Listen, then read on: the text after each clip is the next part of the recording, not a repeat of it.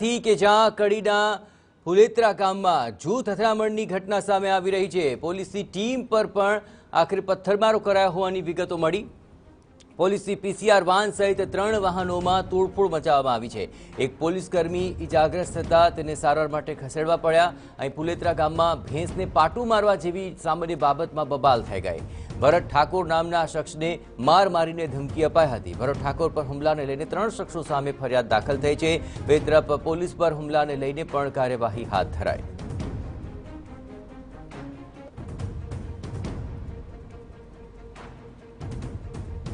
આખરે ભેંસને પાટું કેમ માર્યું તેને લઈને આ બબાલ થઈ ગઈ અને બબાલ આખરે જૂથ અથડામણ સુધી પહોંચી ગઈ। કડીના ફુલેત્રા ગામની અંદર આ ઘટના ઘટી કે જૂથ અથડામણની અંદર પોલીસ પર પણ હુમલો કરી દેવાયો। પોલીસ પર પથ્થરમારો કરાતા એક પોલીસકર્મી ઘાયલ થયો હતો। પોલીસની પીસીઆર વાન સહિત 3 વાહનોમાં તોડફોડ થઈ હોવાની પણ વિગતો મળી રહી છે।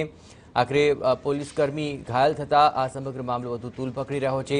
ભેંસને પાટું મારવા જેવી સામાન્ય બાબતની અંદર આ બબાલ જૂથ અથડામણમાં પરિણમી હતી અને ભરત ઠાકોર નામના શખ્સનું નામ સામે આવી રહ્યું છે। આ શખ્સને માર મારીને ધમકી આપવામાં આવી હોવાની પણ વિગતો મળી રહી છે। આપ જોઈ રહ્યા છો અહીં પથ્થરમારો થયો હતો જેમાં પોલીસના 3 વાહનોની અંદર તોડફોડ મચાવવામાં આવી હતી। એટલું જ નહીં પોલીસકર્મીઓને પણ ઈજા પહોંચી છે। વધુ વિગતે વાત કરવા જોડાઈ રહ્યા છે TV9 સંવાદદાતા મનીષ મિસ્ત્રી। મનીષ, આખરે કઈ વાતને લઈને આ બબાલ હતી અને હાલ પરિસ્થિતિ શું છે? જી, સમગ્ર મામલો કડીના ફુલેત્રા ગામનો છે કે જ્યાં મોડી રાત્રે જૂથ અથડામણ થયું હતું।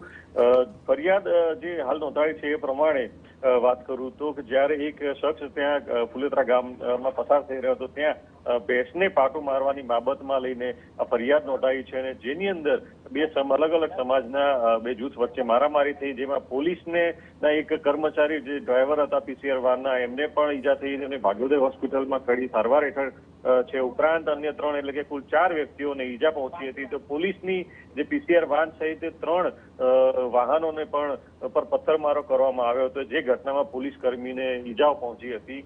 ત્યારે આ સમગ્ર મામલે હજુ એક ફરિયાદ નોંધાઈ છે, ત્યારે બીજી ફરિયાદ અને પોલીસ તરફે જે પોલીસ પર હુમલો કરવામાં આવ્યો છે એ અંગેની પણ ફરિયાદ નોંધવાની કાર્યવાહી ચાલી રહી છે। જી આભાર મનીષ, તમામ ગતિવિધિઓ પર આપ નજર રાખતા રહેજો। તો આ સમગ્ર મામલે પોલીસે પણ જૂથ અથડામણની અંદર જે લોકોને ઓળખીને તેમની વિરુદ્ધ કાર્યવાહી કરશે, કારણ કે એક સામાન્ય બાબતની અંદર પોલીસની ટીમ પર પણ પથ્થરમારો કરાયો, જેમાં એક પોલીસ કર્મી ઘાયલ થયો। પોલીસની પીસીઆર વાન સહિત 3 વાહનોમાં તોડફોડ કરવામાં આવી।